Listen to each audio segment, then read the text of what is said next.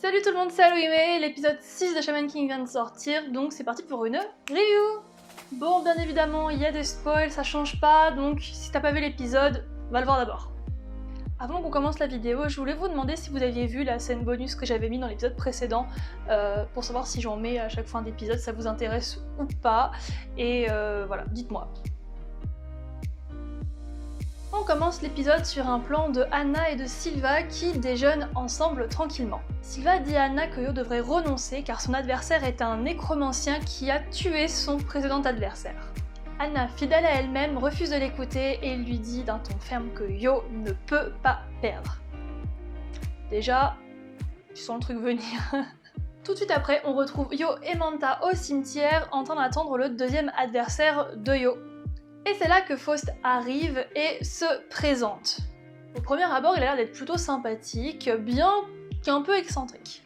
Mais là, Aminaamaru apparaît et met en garde Yo car Faust sent la mort. Au fur et à mesure de la discussion qu'ils ont avec Faust, ce dernier se révèle être de plus en plus bizarre. Faust leur apprend qu'il est en fait médecin et il tient tout un discours à propos de ses patients qui ont quand même fini par mourir bien qu'il les ait soignés.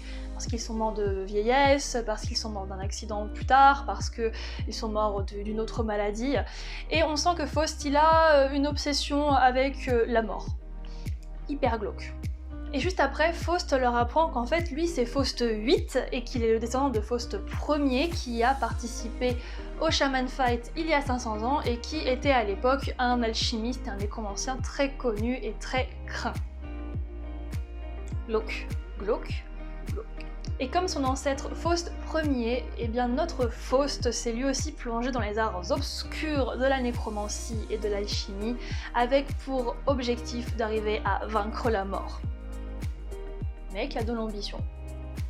Faust sort alors un squelette de sous son manteau, ce qui a pour but d'effrayer radicalement Manta qui prend la fuite, Manta qui déteste profondément les squelettes et les zombies et tout ce genre de choses. En voyant Manta s'enfuir, Faust se dit que puisque la cloche n'a pas encore sonné le début du combat, ça pourrait être l'occasion de faire une petite opération sur Manta, vivant. Glauque, glauque, glauque. Il utilise donc les squelettes présents dans le cimetière pour immobiliser Manta et Yo aussi au passage, et commencer l'opération sur Manta. Ça me met mal à l'aise de fou cet épisode à chaque fois, hein. Y a pas à dire. Hein. Bien évidemment, Yo pète un câble, se défait des squelettes, défonce Faust et sauve son ami Manta. Et c'est à ce moment que la cloche sonne le début du deuxième combat. Yo sait qu'il doit en finir très vite pour pouvoir emmener Manta à l'hôpital pour se faire recoudre, puisque Manta a le bide ouvert, les entrailles à l'air et que oui, ce serait une bonne idée d'aller le faire recoudre. Mais Yo, sous l'effet de la colère, contrôle très mal son Fuyoku et épuise très vite ses réserves. Ça pue. Entre-temps, Sylva, qui est arrivé sur le lieu du combat, aimerait énormément intervenir, mais il ne peut pas, sans quoi Yo serait immédiatement disqualifié. Il ne reconnaît pas Yo et il se demande même si c'est bien le garçon qu'il a affronté quelques épisodes plus tôt. Anna le rejoint et lui explique que si Yo est dans cet état, c'est parce que Manta est tout simplement son premier ami humain.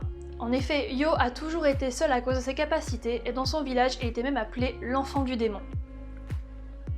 Paye ta solitude. Et comme la famille Asakura est une très ancienne famille de chamans, Yo a été entraîné dès son plus jeune âge et ça l'a exclu encore plus. Yo est donc resté seul entouré de ses amis fantômes jusqu'à sa rencontre avec Manta, puisque Manta pouvait voir les fantômes, pouvait le croire, et c'est comme ça qu'ils sont devenus amis. Donc là on se retrouve à l'épisode 1 quoi. Ensuite, c'est au tour de Faust d'introduire son véritable Oversoul et son fantôme, qui est en fait sa femme Elisa. Elisa avec qui il vivait un amour parfait jusqu'à ce qu'elle soit assassinée par des brigands. Et d'ailleurs, si vous voulez en savoir plus sur l'histoire de Faust et d'Elisa, je vous invite à lire le roman. Faust a provoqué volontairement Yo, qui bien évidemment est tombé dans son piège et c'est comme ça qu'il s'est retrouvé à sec niveau Fuyoku. Yo essaye donc de lui rendre la pareille en insultant Elisa et en la traitant de vulgaire poupée, ce qui a pour effet d'énerver Faust. Mais genre vraiment. Comme Faust s'énerve aussi, il grille aussi beaucoup de son Furyoku, ce qui nous mène à cette attaque finale entre Yo et Faust, où Yo met tout le restant de ce qu'il a, mais ça ne suffit pas et Yo perd puisqu'il ne peut plus activer son Oversoul. Sauf que Faust, lui, il est toujours vénère et il lui reste un peu d'énergie, donc il a bien envie de tuer Yo. Yo qui bien sûr ne peut plus se défendre. Sylva et Anna tentent de s'interposer, puisque maintenant que le combat est terminé, ils peuvent s'interposer sans que Yo soit disqualifié. Mais Faust crée un putain d'Oversoul géant, et ça pue quoi. Mais au final, c'est Ren qui passait par là, qui détruit l'Oversoul de Faust et qui sauve Yo. Alors on peut se demander pourquoi il est intervenu, sachant qu'il veut le buter. Et bah c'est très simple, Yo est son prochain adversaire pour le prochain combat, et on peut supposer que Ren a envie de se faire le plaisir de tuer Yo de ses propres mains. Voilà. Bon, je vais commencer cette review et l'axer d'abord autour de Faust.